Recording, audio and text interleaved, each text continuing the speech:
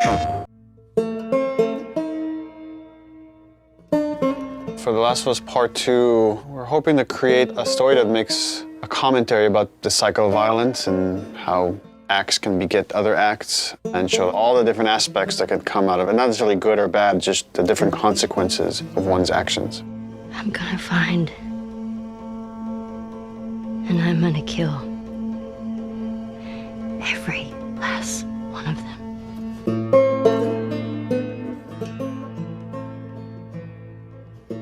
I've heard a lot of people say, why make a sequel to The Last of Us? I didn't even hear the full pitch of the game, but just like the outline of what Neil was wanting to do with this game, I realized, oh, this is something we have to make. This isn't even an option. There's absolutely more to do here. There's always the fear that, when you made something great and you're going to go back to it, you're going to mess it up. You're going to mess what made it so special. The test for us was like, can we come up with a story that could, one, stand on its own and be meaningful and have weight? The same kind of feeling we had when we came upon the story for the first one. But also now, because it's part 2, it has to be additive. It has to take the first one into consideration, that if you played both, then you get like a bigger narrative. The thing that Neil really cared about, that the studio really cared about, is honoring Ellie and Joel specifically, and their journey as characters. What is the honest next steps that they would take? What are the truest moves that we could see them do? The Last of Us 2 expands on the first game, both in the relationship between Ellie and Joel, the relationships that we see Ellie having, and just the greater world that we're in, and we see more of it. It's a genre story about this infection that turns people into these crazy monster-like humanoids. The core of it is about these really intimate, intense relationships.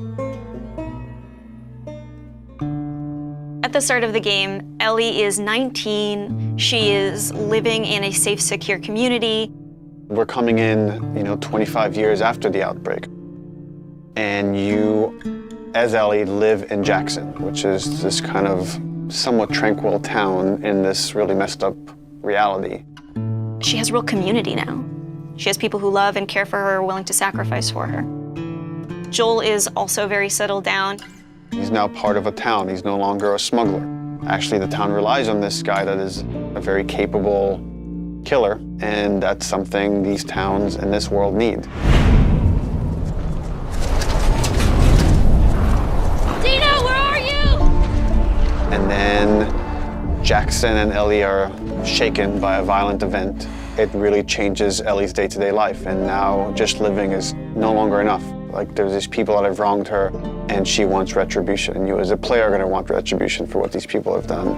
And then you go off on this journey that leads you to Seattle, where now you're like stuck in the city that has these warring factions, and they're both fighting over the spoils of Seattle, and you're stuck there in the middle looking for this very specific group that has wronged you. And that's the concept of the story. And then it takes you on all sorts of twists and turns in Naughty Dog fashion.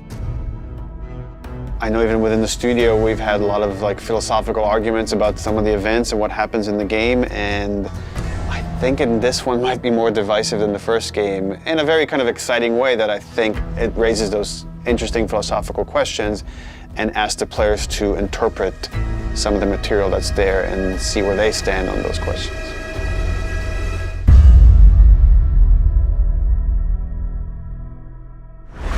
PlayStation